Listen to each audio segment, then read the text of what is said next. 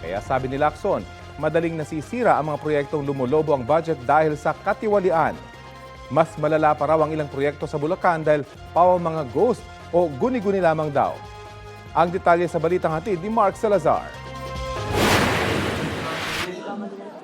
Flooded Gates of Corruption, ang titulo ng privilege speech ni Senador Panfilo Lacson tungkol sa pangungupit sa flood control projects. Wala pa raw sa kalahati ng pondo ang napupunta mismo sa pagpapatayo ng proyekto. Pagkatapos magpartihan ang mga nangungupit at ang pinakamalaki raw na cut sa politiko na nagsulong sa proyekto.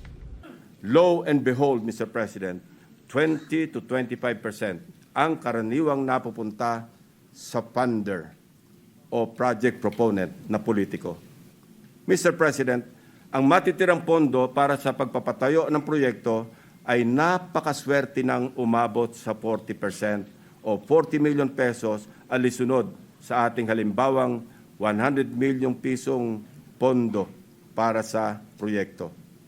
Tinukoy ni Lacson ng isang kongresista sa Oriental Mindoro na nakakuha daw para sa kanyang distrito ng 10 billion pesos o mahigit kalahati ng flood control project ng kanyang probinsya. Puro hinugot umano sa unprogrammed funds. Pero sira-sira na raw mga estruktura.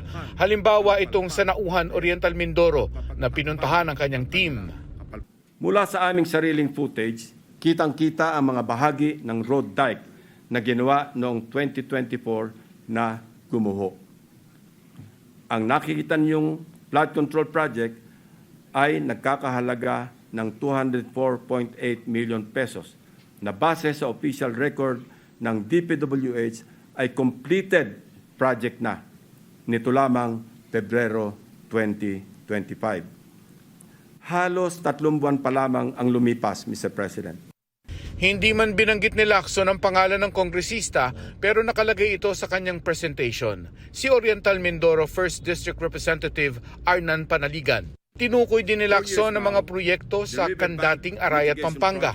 Ang isa pinondohan noong 2023 ng 91 million pesos. Pero makalipas ang isang taon, kailangan na itong i-repair at pinondohan ng 2 ulit na 91 million pesos. Ehemplo daw ito ng double insertion na ginagawa ng mga mambabatas.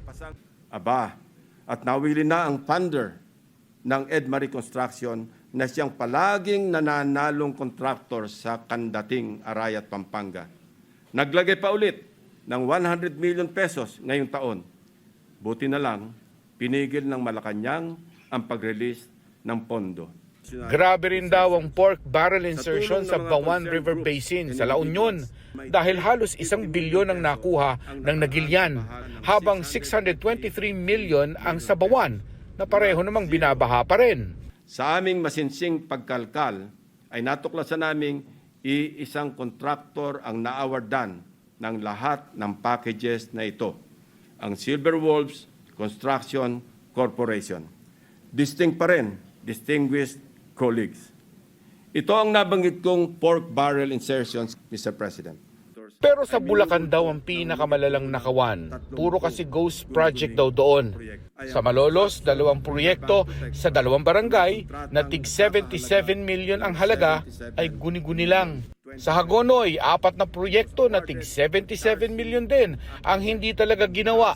2 kontratista raw ang kumuha ng mga proyektong ito, ang Wawaw Builders at Darcy and Anna Builders.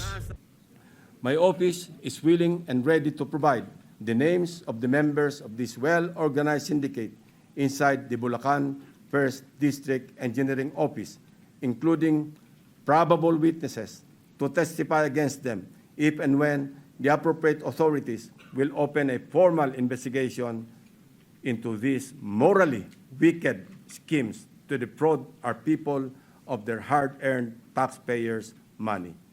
Sinusubok pa namin kunan ng pahayag ang Wawaw Builders at Darcy and Anna Builders, pati ang Bulacan 1st District Engineering Office. Pinabulaan na naman ni Congressman Panaligan na may kinalaman siya sa questionableng proyekto. Hindi raw siya nag-propose ng mga proyekto at nakita lang niyang nakalista ito sa National Expenditure Program. Hindi rin daw siya kinonsulta ng DPWH. Katunayan, may mga proyekto siyang pinapabago pero hindi raw pwede dahil DPWH aniya ang naglista. Ngayon, sasabihin, tayo ang nag-finance, technically, ay marisabihin, Kongreso ang nag-finance kasi yung NEP na yon ay inaproban ng Kongreso at naging General Appropriations Act nung mapirma ng Pangulo. Kaya parang Congress ang nag-finance niyan, pero ang reality, ang actual practice na nangyayari ay ang listing, identification, and prioritization of flood control projects ay nanggagaling sa DPWH. Wala raw taga Mindoro sa mga kontratista na hindi rin niya kakilala. Noong July 2024, sumulat pa siya sa DPWH para ireklamo ang nasirang proyekto at siguruhin ng DPWH na pasok ito sa standard. Ay in the sense na nasira, ay pwede natin sabihin na anomalous nga. Kasi nasira ang mga proyektong yan. Mark Salazar, nagbabalita para sa GMA Integrated News.